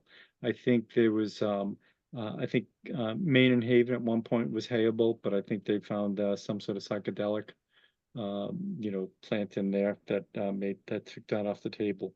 It's just something we should just get reacquainted with and make sure and maybe it's addressed directly in the Audubon management plan, so we have an idea going forward to handle those things appropriately. Do you And then want it would me see to it would check in with the fire department? Or just they'd be yeah. interested? Or is that just a pipe dream? Like, do you think it's crazy? I think, well, I think part of it is I don't know if they do burns. I think it would be, we would have to request the burn with the fire department, overseeing it, and Oh, I see. Okay. yeah. And I remember having a client who was doing his own little burn. This is like 20 years ago on Upper Walpole Street. And it got a little windy, and Oh, no. he was told not to do that. And he continued, and next thing you know, we did have the fire department. But so I don't know. And then the other thing would be the liability issues. So we'd have to, I think it's too crazy. It's too yeah, crazy. I find it's just too much of a thing. Interesting enough, something like Haven in Maine might be potential there. Because it's a But bigger field that's got control, like it's. right, and right. few, it's bordered by street, water, Right. and only two buildings. But I think it's an interesting concept, but I think researching the likelihood of it, I mean, granted, we're throwing a whole bunch of CO2 up in the air, as well as soot and so forth, versus just mowing it, which then rots and throws up CO2 in the air. So I don't really know. I guess Mark was just trying to come up with a interesting idea to get rid of the spurge. Yeah, Well, and it's also, there's a benefit to burning, and not just getting rid of spurge, it tends to like fertilize, and the plants that come back are quite strong. So yeah, absolutely. No, it was I think the whole idea. I think that's a very strong contingent there. And the idea to back it up and then find out how things like that are actually managed, maybe if other conservation, areas or groups or nonprofits do things like that.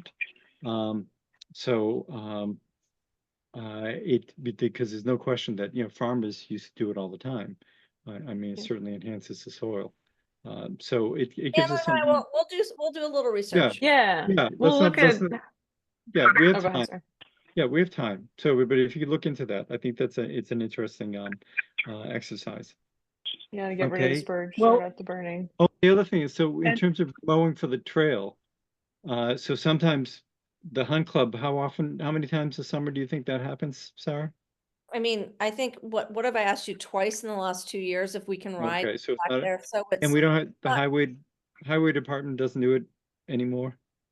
No. And should that be something that we should arrange for on a regular basis for Every access spring. purposes? I mean, that's what Mark suggested. Yeah. I mean, so I think we just need to arrange with Mark. Okay, and get a price for it. And is that something that goes up to the left of Elizabeth's driveway? Then to the left of the paddocks there, does not cross over the stream anywhere. It doesn't go to the end and backtrack. Mm-mm. It just then continues up and joins up with the DLCT trail in the rear? Is that how, Yes. is that the Yeah, extent of it? so basically, I think at least what Steve Farron, our huntsman, has done is, let's say he's coming out of the woods. He'll do a loop where when you're looking from the woods, there's like 3 horse jumps. There's a gap in Oh, between. right, yeah. He'll do a path in there and then go all the way around. So everyone knows to go all the way around. Mhm. It goes all the way, like, parallel to the paddocks, around the, in front of the vernal pool and then back. So it's an Okay. obvious loop, like, And does that go around the front so that it goes between the paddocks? no, we never cross in front of it's always to where the The gate is, backside. the Okay. backside of the, Okay, so Elizabeth is okay with that. Oh, yeah, And, she's great. And yeah. just so you know, her father came out. Her father lives in the little house. Her parents live in the little house. oh, sweet. Mhm. And he was there today and he was adorable. He saw my, my license plate and blah, blah, blah. And he said, "Are you guys coming back again this year?" And I said, "I'm not sure." And I said, "I'm here actually with a different, hat on for Concom." He said, "The guys have been doing a great job mowing." So, Okay, so but I think that's something to think of in terms of our land management, which is Yep. something that goes from the street on up. Did you guys drive all the way into the end of Elizabeth's driveway to meet with him, or where? Yeah, yeah. Okay. No, I was just thinking about where to park, and well, obviously. so basically, so Elizabeth's house here, and then they built a little house here, and that's where her parents live. And so, and then there's the barn where the chickens are. We kind of parked in there. Yeah. Okay. And I don't think But- Elizabeth would have cared if we had opened up the gates and driven. I just didn't want to drive onto the fields. Yeah, no, my main, I'm just thinking of public use. Obviously wouldn't drive in there. They'd park over at Channing and then come over, and just wanting to, make it clear where they go in, and that we have that trail mowed. And the idea of mowing that possibly every 3 to 4 weeks may be something to look into. Well, it was interesting. I mean, it is the Elizabeth and Bob have been very kind, because you can see Anna and I saw very clearly where the granite posts, the markers are. Yeah. Their Oh, yeah. lawn extends into and it's beautifully green grass. So Yeah. it's almost inviting people to walk along their property, which then I'm assuming they don't care. Well, it is but the Um, original idea was to mow to the left of those posts, but it also, you play a balancing game, because during the spring, sometimes it's fairly wet over there, which is part of the reason it's lovely green grass. But Anna, you were gonna say? One question that did come up is we actually don't know where the property line is behind the paddock. They mowed right up to the paddock. So you Mhm. drive into the driveway, get all the way to the end, there's the barn, there's the paddocks, and then the field starts after. They actually didn't know where they were supposed to be exactly, so we should put out a marker or figure that out. Yeah, I think the first thing to do would be to pull the plan, have they, and find out whether or not they've, moved the paddocks at all? If they rebuilt paddocks, or if they're using the same outlines? No, They're I using this- I think they're using the same outlines, but Okay, so there was a. Mark wasn't sure if he was supposed to mow the paddocks, and I said, "I don't think so, because I think No. that's Elizabeth and Bob's property." Right, and so I think if you pull the subdivision plan, I think those things are located on it. I think there's a GLM plan that shows the location of that, and then you can just rough measure, Okay. use a scale and rough measure off of that. It's good. Okay, Is there anything And, else? And Laura? they've done, they also said, just as a general update, they've mowed everywhere else we asked, Dedham and Valley Farm. There was a butter who was concerned about the mowing at Dedham, just came up and was asking, is this too close to the river and such? So we may hear from that person, okay. FYI. And, yeah, mowing is maintenance. So, and it keeps invasives at bay. So, it's appropriate. And we'll double check the management. I think we have a management plan on that plot anyway. And, okay, anything else relative to, that? I see, Janet, you had relative to the land management plan proposal? Yeah, a couple yeah. things before we get to Springdale Meadow. Oh. Just quickly, so we're putting together ideas for Dover Days. At this point, Greg and Rick want to collect emails for people who are interested in volunteering. So we're going to do that unless I hear anyone going, "No, that's a terrible idea. Keep the volunteers away." All two of them, hopefully. I think it's great. So there's that. Mhm. And Open Space is so excited about the Bog Bridge that they want to do a grand opening. And specifically, we want to place a plaque that says, Open Space and Conservation Commission. I think Greg has been trying to email you, Tim, about the CNC machine. Yeah, yeah, Okay. not Just close at the moment.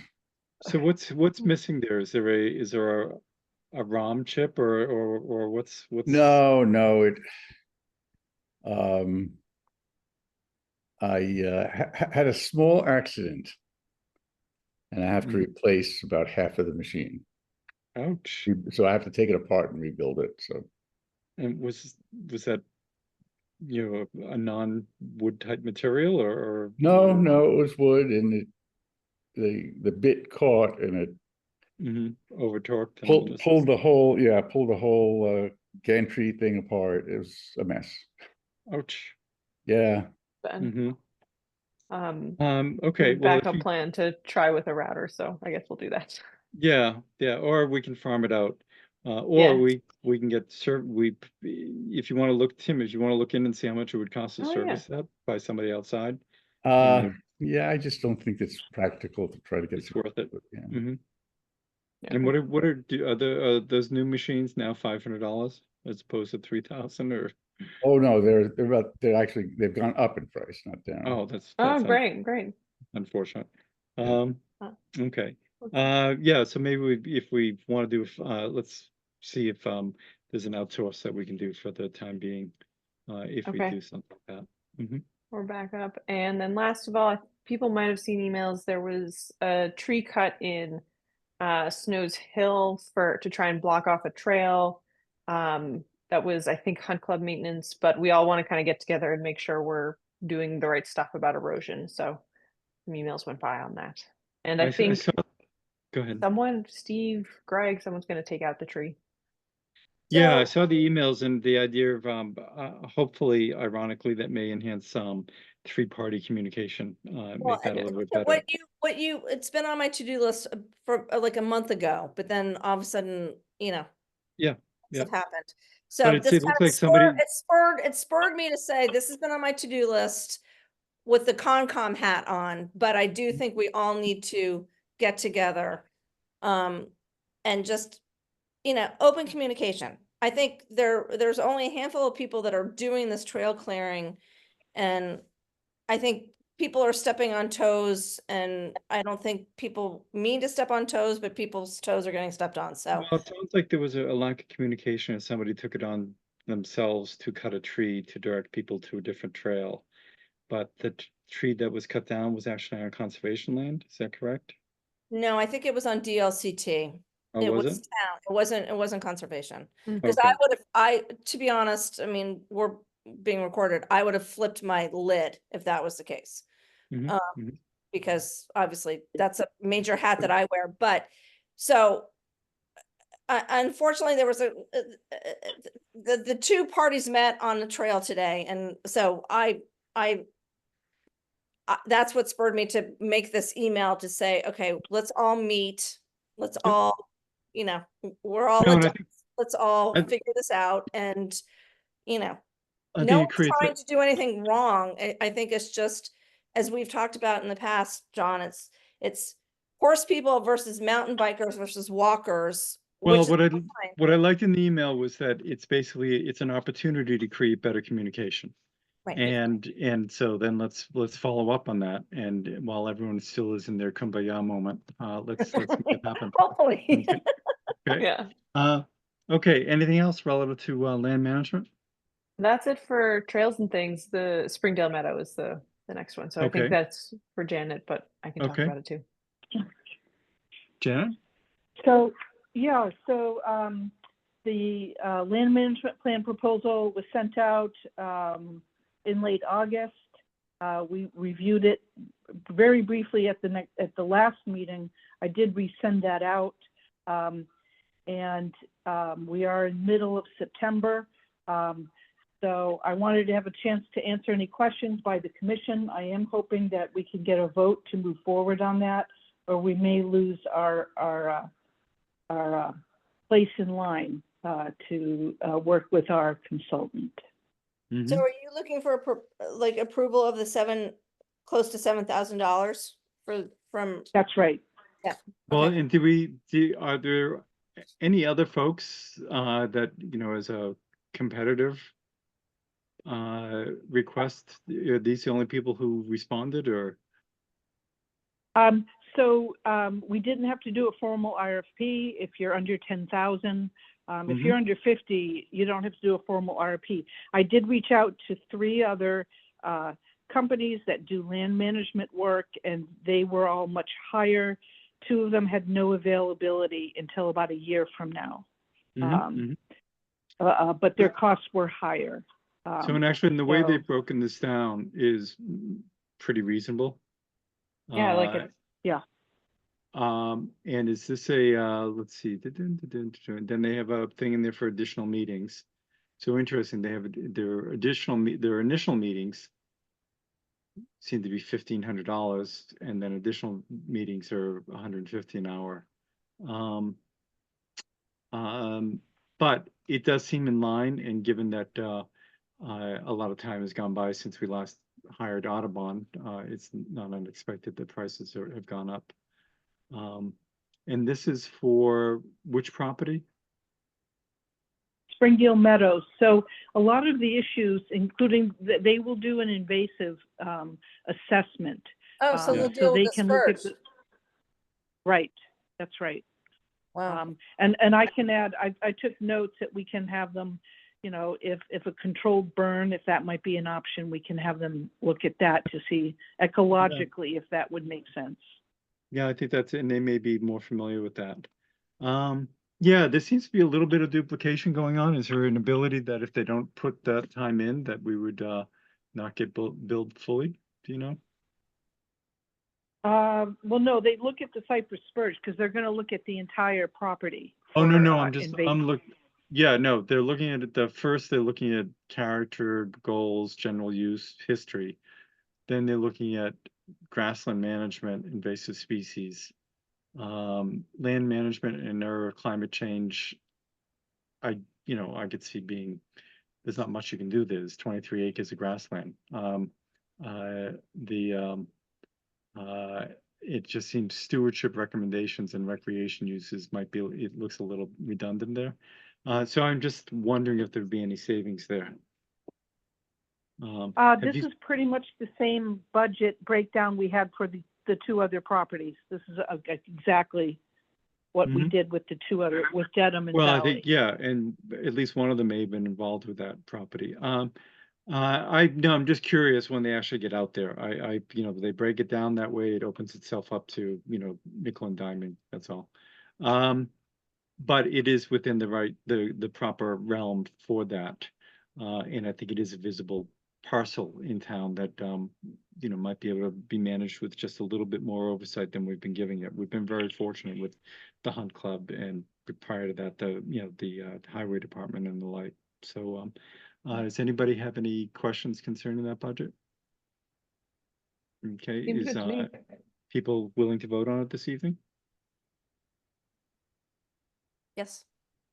Okay, I'll entertain a motion to accept this proposal. So moved. Okay. Second. Okay, all in favor? Tim, Aye. Sarah, Aye. Anna, Aye. and I'm an aye. So who's the contact? Is that you, Janet? Yes, so I'm the one who's reached out to the consultant. But one question came up just to move this along. So they'll be getting us their standard agreement. And I didn't know if the full commission wanted to see that, or if that's something John or maybe Anna could sign on, as long as it meets all of the deliverables described in the proposal. If just one person could sign off on that so we can get that going sooner. So, yeah, this proposal doesn't, normally there's a certain deposit and things of that sort involved in this, so that would be part of. No, I don't think so. What, they just start and then they invoice us at the end? No. So there's a formal agreement that we Yes, will no. need to sign, Right, and that which we would don't- specify like payment and all that. Yeah. No, exactly. That's what I'm saying. I just wanted to make sure that that was coming as opposed to this not being it. And normally that would then look for a deposit and then certain touchstones from which payment would be made.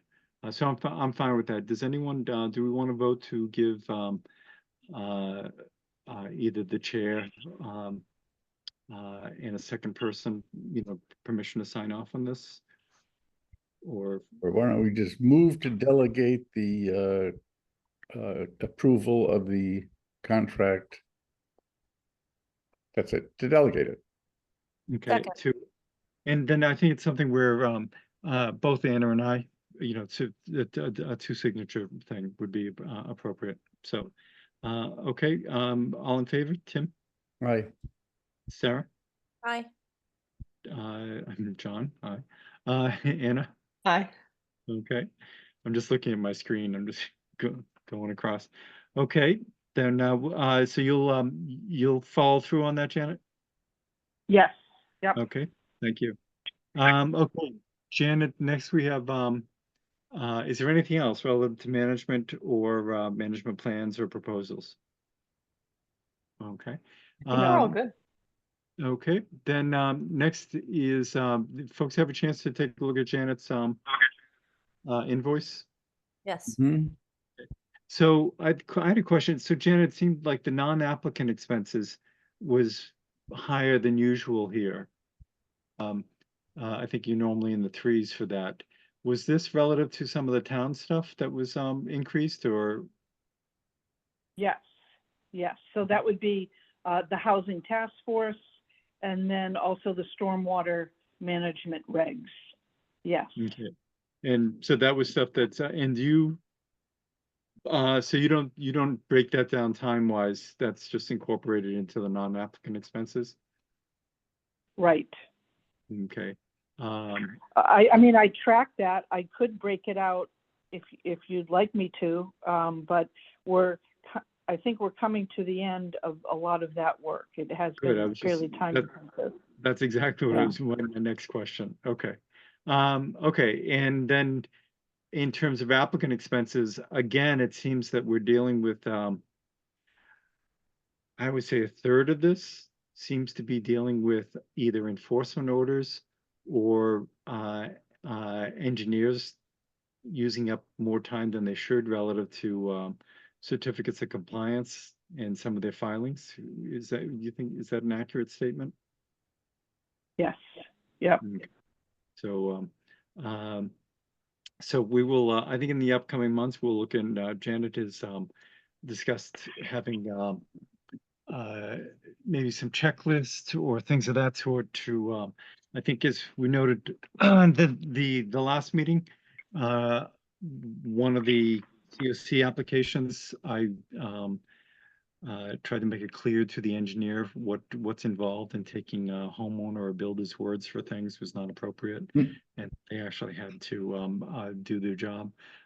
Those are the types of things that we want to enforce more. And the frustration is it's only a few that eat up this sort of time. So we'll, that's our goal for this upcoming year, is to try to bring a few people into up to a certain level of I don't want to say professionalism, but efficiency. Let's go with that. Okay, so on the, anyone else have any questions concerning the Janet's invoice? No.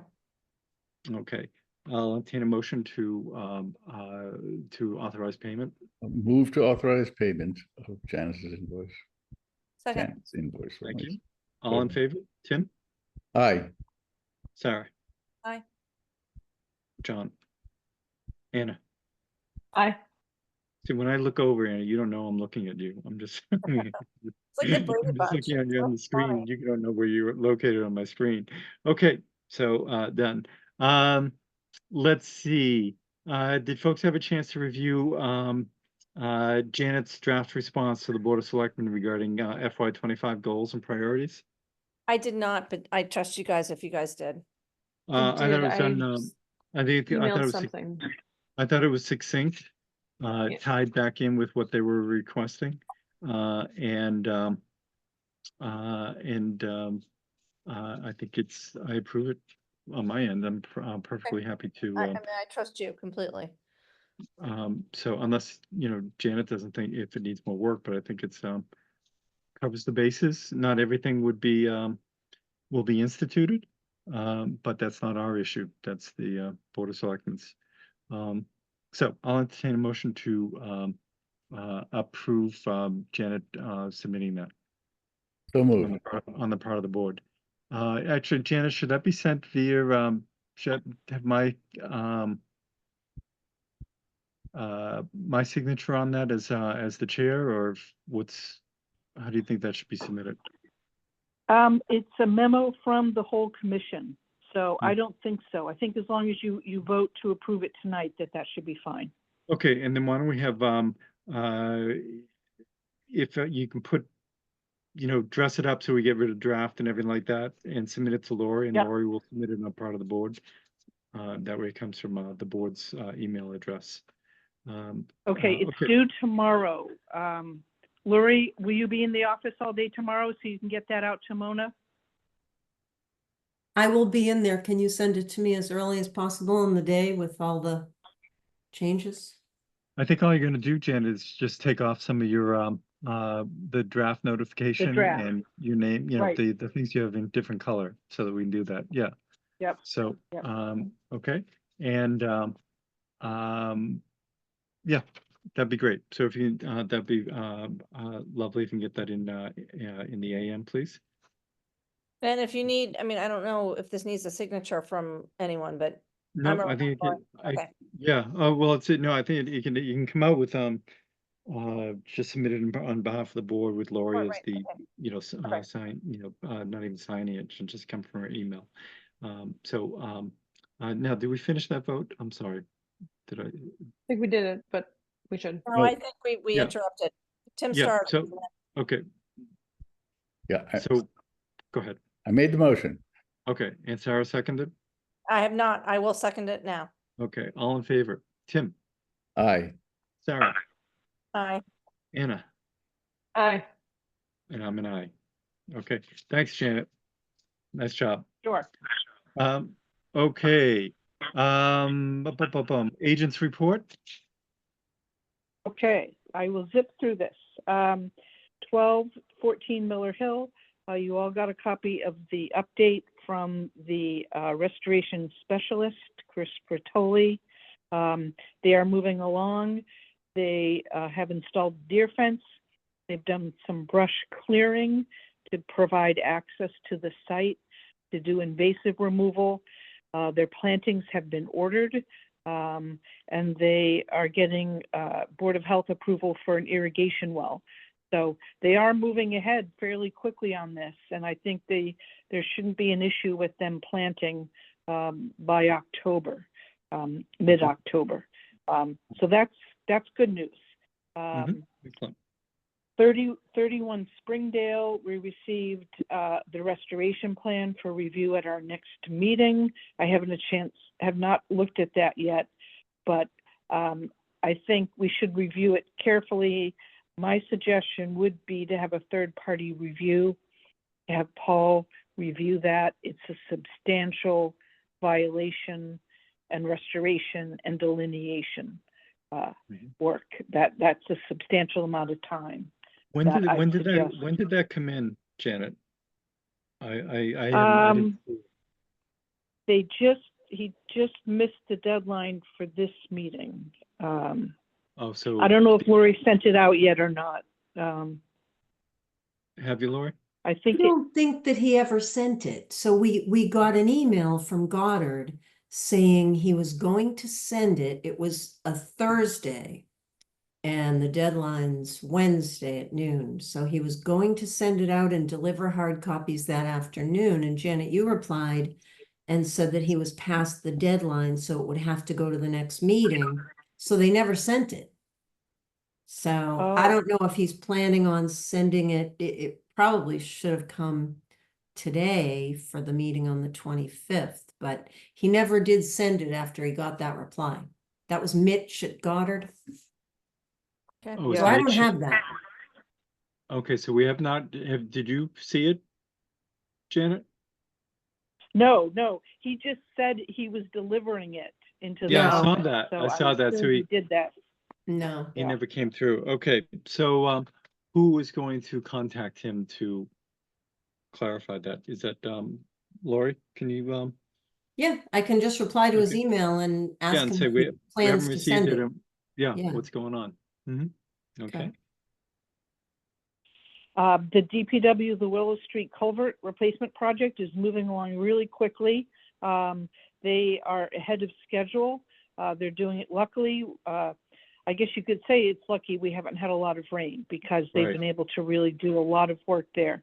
So everything's looking good. They have a coffer dam in, but they do have a wildlife passage. I actually have seen turtles still passing through that area, so that's a good sign.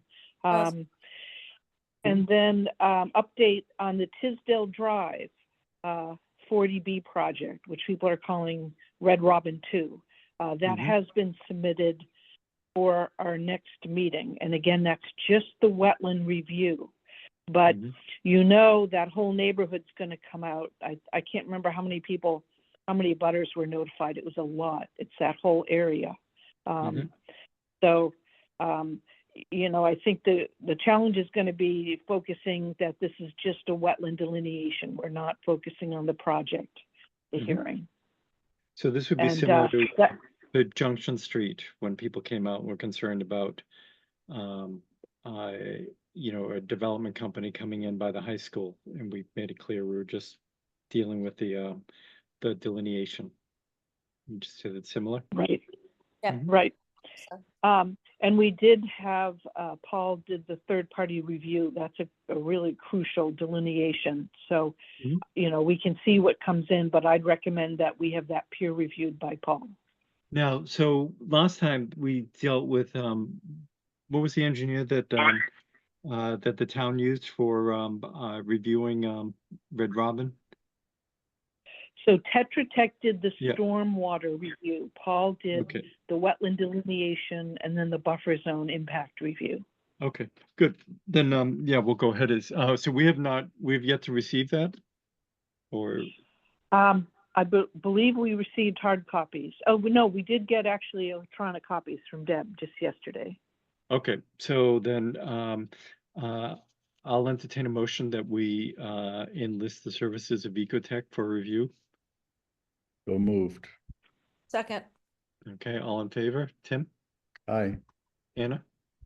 Aye. Sarah? Aye. And I'm an aye. Okay. And was there, so was this, did the state override Dover's concerns on this? Do you know, Janet? Yes, there was no sympathy from the state on our concerns. And did they determine who owns Tisdale Street? I think that is still an issue. Yeah, Okay. between the Okay. homeowners association. Yeah. Okay, so that's outside of our purview, so we'll just we'll deal with the NRAD. Okay. Next up, anything else? The next is just a reminder, we have a site meeting at the DCR Medfield Charles River Trail. And I should be getting a notice from the DCR rep about exactly where we'll meet and where we can park. But that's September 20th at 1 p.m. And And what I'll trail? send out a reminder. What trail is that? It's called the Charles River Trail in So- Medfield. So basically it's Med State, Sergeant, I don't mean to talk over you or interrupt you, but it's basically when you drive into Med State Hospital and you go what we call over the overlook, there's all of a sudden you get into Dover Mm-hmm. and that's where the footing situation, the problem is. Okay. And Thank you. I can help with better directions. Mhm. But I was wondering, is it okay if there are people from the Hunt Club that come to the site visit? Well, I was just gonna ask whether or not horses would be available. Horses are not going to be available, but the people that are willing to pay for it are willing to come. That's fine. Oh, so they can just, Is it public? yeah, they can Isn't it just, public? they Like, can it'd just, be great to have them. well, yeah, they can just put dollar bills on the ground so their feet don't get dirty and, Well, no, so it's the Hunt Club Foundation that wants to pay for this, and I think because DCR is so backed up, they're willing to take Yep. this funding. So I just Okay. think from a no, absolutely, no, optics- absolutely. Okay. Absolutely. Never mind Okay. optics. I think it'd be very helpful for everyone involved to be, Okay. to be there. Great. So, okay. Let's see. The Tree Preservation Committee, I hope to get out our goals and priorities, so I didn't get to that, so I'll continue that to the next meeting. And then the stormwater bylaw regulations, we are wrapping that up.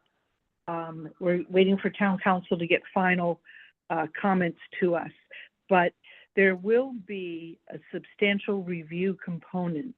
So once we have a final draft from town council, I'll forward that to the Concom. That is going to add an additional layer of work for us, but I don't think it's going to be substantial.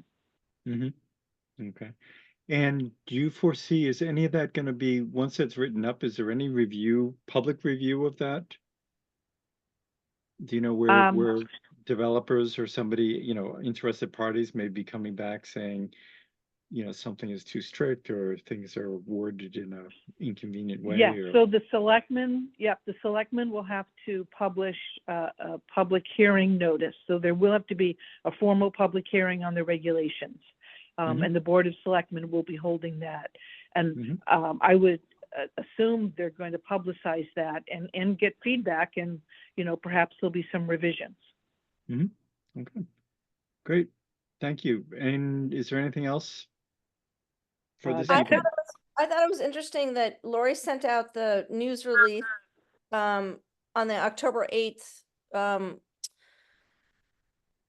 I never say this the right way. The U.S. Army Corps of Engineers is doing an open house in Millis about the Charles River natural valley storage area master plan. So I'm planning on attending. So And when what was the date for that?